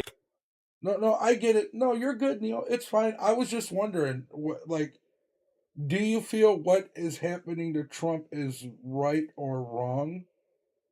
Do you think he deserves it? I guess that's a better question. Do you think he deserves what's happening to him right now? Well, I'm saying, though, that's what I'm trying to ask you. Do you feel like you don't know? So he's going through a RICO case right now in Georgia for denying election fraud, they're saying. They're trying to say in New York, and it's complete bogus and phony, that he... So what he did was he went to a bank, told them what he felt his building was worth, and it's up to them to decide whether they're going to give him a loan or not. And they decided, okay, we'll give you that loan. He got the loan, did what he did with it, and paid it back. All businessmen do this, and even people that don't like Trump, like Kevin O'Leary, I'll show you guys really quick.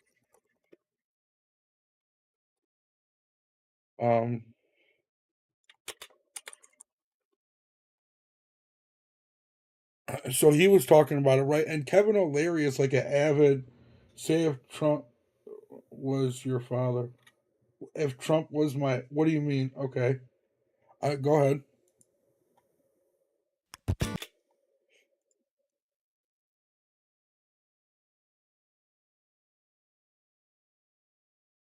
Kevin O'Leary. Kevin, I study the media machine. I can see them working and where they're... Right. He done nothing.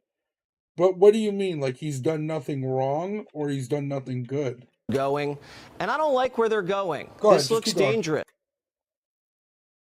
Whoever gives the loan, if they want collateral to be suited or valued, they need... Yeah, that's on them to do their due diligence. So that has nothing to do with Trump. Do you feel that way? I've been watching this happen for the last 5 years. I mean, it's getting very, very fractured. Everybody has a different opinion. The amount of noise going after the American person, any individual at the kitchen table, I mean, it's so chopped up and there's so many different narratives. And what I've learned, and I'm very encouraged by this, is you talked about BS. Well, the actual best filter of that is the American public. Yeah, they without a doubt. I refinanced my home in 2016, I believe it was, something like that. And okay, he didn't do anything wrong. I agree with you. He did nothing wrong. It's all political prosecution, in my opinion. This is just my opinion. This isn't facts or anything. It's just my opinion. Without a doubt. So RJ, I refinanced my home, right? In order for them to refinance me, I had to fix a bunch of stuff. And that day, my brother and my friend were messing around and went through one of my walls. And so the dude came, so I had a big thing on my wall, so I had to patch that. I had to put a rubber roof on my garage roof. I had to put some stuff up. I had to paint a little bit on the outside and everything, But yeah, they tell you whether we'll do it or we won't. You know what I mean? They smell BS a mile away, and they know it's coming at them from various different directions, whether it's the left or the right or the podcast or the social media platforms. It's just all noise. And I got to tell you, I'm giving the American people more credit than they get in the press. Dude, it was so funny because my brother was a really big dude. And him and my friend, they just started they got into a fight and just ended up through the wall. This was, like I said, 2016. They listen to this stuff and they say, It was so funny. I didn't want to tell the guy when he was here. He's like, "What happened?" I was like, "I was lifting up the couch and it fell onto the wall." That makes no sense to me. And I'd like to hear some policy, particularly around this election, which has gone crazy. We're going so far in every different direction. I'm very encouraged by what I'm seeing. I'm very happy when I go to a place like Fargo, North Dakota, or somewhere in West Virginia or Oklahoma City. Why should talk to those people? They don't take any BS at all. They get it. They get it, but then I get nervous. And that really encourages me. I'm pretty encouraged that we're going to end up in the right place. I'm optimistic too, but then I get worried when I see this Hispanic voter who was interviewed, and if you look at the larger context, he goes on to say, everything's so expensive, I can't afford this, I can't afford that, I'm not better off than I was 4 years ago. But then I hear Trump say bloodbath, and I'm like, and that worries me. Because this guy is locked in on policy, and then he gets brainwashed by a hoax, and now he's like 50-50. Jesse, that's Trump speak that's been going on for 9 years.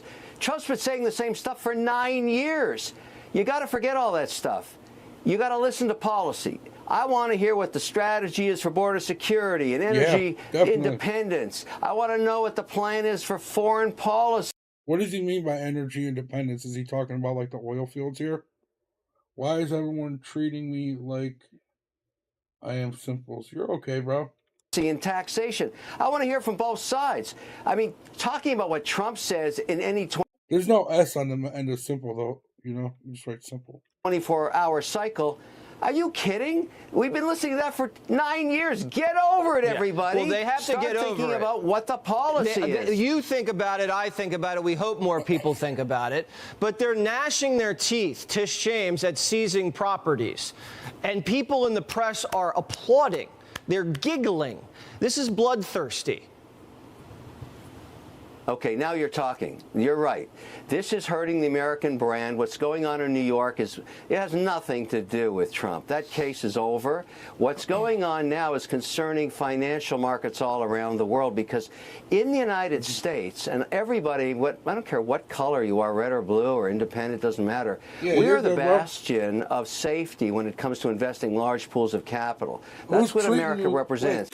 Who's treating you like anything? I don't see anybody treating you like anything in here. I got the live chat open. We have property rights, we have an appellate system, we have law people trust, and we give you good returns with the least amount of resistance. And what's happening in New York is tainting the American brand. I mean, seizing assets after 22 days? In a bankruptcy court, you get years to resolve this. This is not a good look on New York. It doesn't matter this Trump. It could be anybody. I think that's very bad for the American brand. And I also would argue that you think about if this is going to help New Yorkers, they should be asking for better management. I'm very disturbed. And the way I look at it, and I speak to many institutional capital fronts, including sovereign wealth, because I'm trying to buy TikTok right now. So I'm running all around the world trying to raise $30-40 billion. And they all ask me the same thing. We're watching this New York thing play out. It looks to... Why is he... I didn't know he was trying to buy TikTok. Everybody like it was some dress-up court day when the parents were out and everybody got dressed up in robes and had fun acting out some court trial. When are the adults coming back into this? There are no adults yet. That's true. I mean, you're running around trying to raise $40 billion. I'm running around trying to sell my book, get it together. Doing different things, but I believe we believe this. So funny, dude.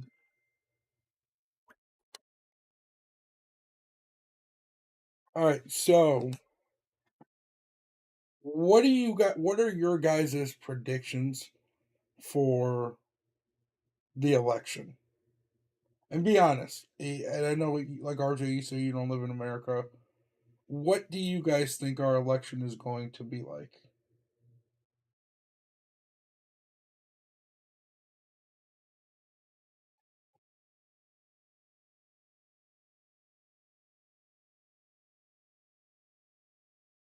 I am curious as to what you guys think. $44 million fine in an election year, and Elon Musk if Trump asked him for money. Biden by 81 billion ballots. Yo, I like it. I like it. Okay, we got Biden by 81 million ballots. Sheesh. 81 billion. I'm sorry. 81 billion ballots.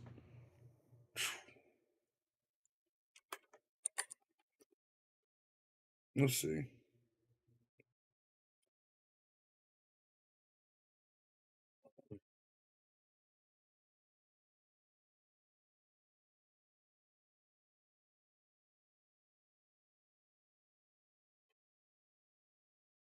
Pathetic.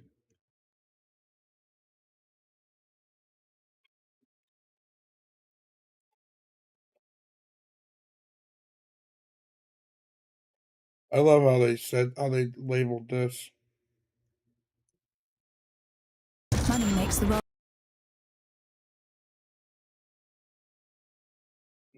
Oh, this was about him getting the lower bond. I seen that.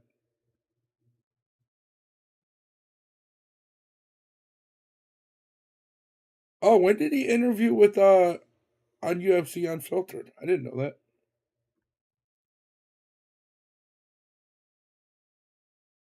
I don't even want to do it. Let's see. Listen to this. She is so delusional.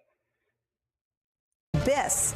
That's from conservative stalwart Liz Cheney just last night at an event in Iowa. Liz Cheney had scathing words, not just for her own party for, quote, abandoning the Constitution, but also for the United States Supreme Court, the nation's highest court, for potentially paving the way for Donald Trump to avoid going to trial for an attempted coup plot against the United States government. They use these words, bro, like, shut up. Cheney urging the Supreme Court to grasp exactly what it is doing by slow-walking the Trump immunity case, where he is claiming that he's immune from prosecution for the insurrection because he was acting in his capacity as president. Listen to that. I think it's very important that the Supreme Court recognize that what he's doing is a delaying tactic, and that the American people, it cannot be the case that a president of the United States can attempt to overturn an election and seize power. You love Liz Cheney. What do you love about Liz Cheney? She is a psychopath. Our justice system. Isn't one Cheney bad enough? I know, right? We already had Dick Cheney. We didn't need Liz too. I'm glad she's out of isn't she out of the Republican Party though now? I'm so glad. Is incapable of holding a trial, of holding him to account before the next election. That cannot be the case. Taking action that will result in further delay in preventing the American people from seeing that evidence in open court is itself suppression of the evidence. She's not right at all. She's wrong about everything she says. The American people have a right to see that evidence, and the court ought to recognize that. What it is she's just upset that she couldn't get the presidency and nobody would ever vote for her, and everybody realized how corrupt her family is. Cheney and Bush presidency was one of the worst. Cannot be the case that our justice system is incapable of holding him accountable. From Liz Cheney. You got a nice skin. She's talking to you, Supremes. She's saying that there is a threat that the courts are now enabling Trump from to avoid all legal accountability and political accountability from the voters. Because liberals are so unhinged. Because more than 3 years after the insurrection, the voters do not have access to a full accounting of what happened, and they won't see that in a court of law. Donald Trump is one step closer to the presidency now, thanks to a political party that has nominated him and continues to enable him. Here's what Cheney had to say about that to her fellow Republicans. It created a situation where I think voters thought, well, it must not be that he's that dangerous, because if he were, then, you would have more people saying so. And she's delusional. What do you, sour grapes? I don't know what you mean by that, Neil.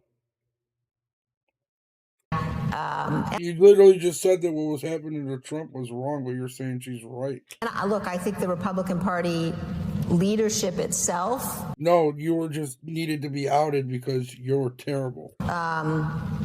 had to make a choice. Many times they were faced with a choice between doing what was right, between furthering the democracy and the Constitution, or embracing Donald Trump, and they chose Donald Trump. Cheney also saying that people should make no mistake. A second Trump term will not look anything like the first Trump term. There will be no more adults in the room. No one in the administration will stand in the way of Trump shredding the United States Constitution. This lady's giving the perfect ad. Instead, this is such a great Trump ad, right? Trump, by his own admission, will install crackpots, more than willing to do his bidding. It's important to recognize, for example, what it would mean to have a president who refused to abide by the rulings of our courts. And when you have a situation where so your mom has nice feet. The reason that our courts have the power that they do and that they have to have under our Constitution is because the chief executive enforces their rulings. The courts can't enforce their own rulings. And all you have to do is listen to what Donald Trump says, look at the filings that his lawyers have made in the immunity case and others. The moment that the court rules in a way he disagrees with, he will just ignore it. He'll refuse to abide by it. I think that's also important for people to understand. I'm cool with it. He will appoint people who will do his bidding. He will appoint people, and if they... I mean, isn't that what the Democrats are doing right now, right? They're doing the bidding of BlackRock. Are nervous about doing his bidding, he'll offer them pardons. And he won't leave office. I mean, just think about, we know he tried once not to leave office. And he will have no incentive to guarantee a peaceful transfer of power and to leave office if he's elected again. A high-power Republican joining a now bipartisan all-hands-on-deck effort to protect our democracy and prevent an unrestrained Donald Trump from ever returning to power is where we begin today. Former Trump White House Communications Director and host of the podcast Open Book, Anthony Scaramucci, is here for a triumphant return. We tried this once many moons ago, many lifetimes ago. I think for both of us, we're thrilled to have you back. Thank you. Also joining our conversation, MSNBC contributor and columnist Charlie Sykes is here. And with me at the table for the hour, Democratic strategist and director of the public policy program at Hunter College, Basil Smikle. Anthony Scaramucci, it's a pleasure to have you back here. Thank you for joining us. Thank you, Nicole. You've been a part of something that I really appreciate. I think you have, and you correct me if I get this wrong, but you seem to have tried to coax out of the corners or hiding some of the people who have been reluctant to enter the political fray, to offer their firsthand accounts of the danger that Donald Trump poses. Why is, and I have a little sense that that's a very difficult, painstakingly a diplomatic process. Why is it so hard for some of these people to speak out? They're some of the most alarmed people among us. Well, they probably don't like death threats, Nicole. I think we could probably start there. And so, I mean, that could be the number one reason. But ultimately, I think with the generals, it has to do with their respect for the dignity of the Constitution and not wanting to bring military leadership into the political fray. But at the end of the day, what Liz Cheney is saying is so true and is so alarming that if we don't do it, I don't know who will do it, and I'm certainly worried about everything that she is saying. I just want to add one thing quickly. He will be way more organized this time. One of the reasons why that insurrection failed is that he didn't have the organizational skills. He doesn't have the executive management skills to run an insurrection properly. You know, I'm not going to lie, bro. I don't understand what you're saying. This guy is a rat. Properly. But he now has willing participants on that campaign that are way more organized than him. And so do not underestimate that, and do not underestimate their effectiveness going forward if he should somehow win, which I predict he won't. He's also, Anthony, studying best autocratic practices. I mean, he spent time with... Oh, I've seen Jesse interview this guy. This guy is a weirdo. Orban, and he is seemingly modeling a second term around something distinctly un-American. What is your sense of what, if any, preparations are underway in the private sector to prepare for what happened to the private sector in Hungary as Orban ascended? Well, listen, I think it's a very good point. He wants to be in that axis of autocracy. He signals to these dictators that he's one of them. He's looking for their help in terms of understanding their profile, what they do to press freedoms, what they do to business leaders in order to coerce them into their plutocracy, if you will, which ultimately becomes a kleptocracy. So he's there. He's got people are all fear mongers. That's all it is. Willing participants. He's got their playbook, but frankly, he has his own playbook. I think the startling thing for Mr. Trump was he couldn't believe that he lost that election. And lest anybody forget, he knows, Nicole, and I just want to repeat this, he knows he lost that election. He tells the insiders that all the time. He just likes to keep that ruse going so that he can get willing participants to fund his legal expenses and fund the campaign. But again, good news, money's drying up for him. Lots of business leaders don't want to be affiliated with him, and the small donors are drying up as well, and that bodes well for the president. I mean, you just described, really one of the most cynical things that happens in politics. He's spoofing his own, or punking, whatever word you want to use, his own base. That he knows what we know, which is that Joe Biden won fair and square. And the purge of people like lifelong Republican Chris Krebs and the attacks on Mark Milley and the attacks on Bill Barr are all because he needs to keep the lie going, one, to raise. These people just use words to fearmonger us. That's all it is. I don't even want to watch this stuff anymore. We'll watch it another time. But on that note, guys, I am going to end it. I'll be back on tomorrow night. I really appreciate you all stopping by and hanging out. We'll see you guys later. Have a good one. Peace. Nice.